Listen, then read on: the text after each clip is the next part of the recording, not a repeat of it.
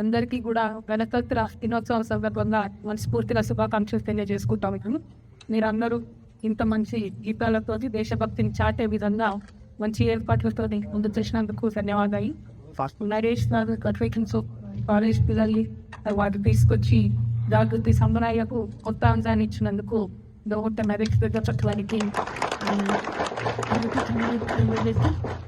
ఈ జాతీయ స్ఫూర్తిని సుభాష్ చంద్రబోస్ గారి స్ఫూర్తితోని మనం నింపుకొని ముందుకు కదలాలని చెప్పి ఆశిస్తాం.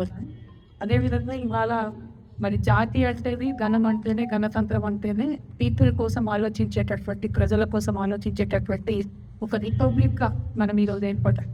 ఆ పీపుల్లో ఉన్నటువంటి అతిపెద్ద సమూహమైనటువంటి బీసీ కులగణనకు సంబంధించి మరి ఇవాళ దేశంలో ఉండేటటువంటి ప్రధాన రాజకీయ పార్టీ ఏదైతే అధికారంలో ఉందో వారు మళ్ళొకసారి కొత్త మోసానికి తెరలేకపోవాలి.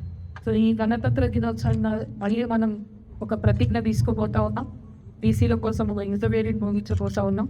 ఎందుకంటే కులగణన చేస్తామని కేంద్ర ప్రభుత్వం చెప్పిన తర్వాత మనందరం కూడా సరే ఈ 42% ఇక్కడ తెలంగాణలో ఉన్నటువంటి ప్రభుత్వం తప్పుడు లెక్కలు చేసింది కాబట్టి కేంద్ర ప్రభుత్వ సెన్సెస్ మీద మనం దోచి పెట్టుకొని ఉన్నాం.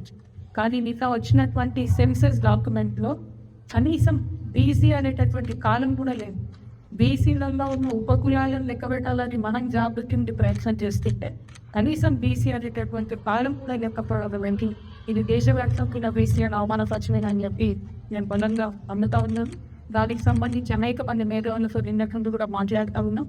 ఆ యొక్క కార్యక్రమాన్ని ఎక్కడ ఎత్తున మన సంస్థ నుండి టేకప్ చేయబోతున్నాం అన్న విషయాన్ని కూడా నేను తెలియజేస్తా ఉన్నాను. ఈ నెల 29వ తారీఖున మనం ఒక రౌండ్ టేబుల్ కాన్ఫరెన్స్ ఏర్పాటు చేస్తున్నాం.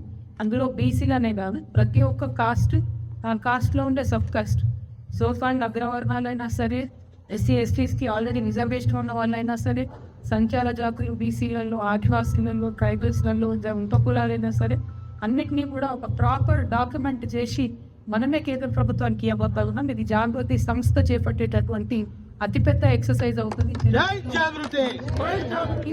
దానికోసం అందరం కూడా సమాయత్తం అవ్వాలని చెప్పి పిలుపునిస్తా ఉన్నాను.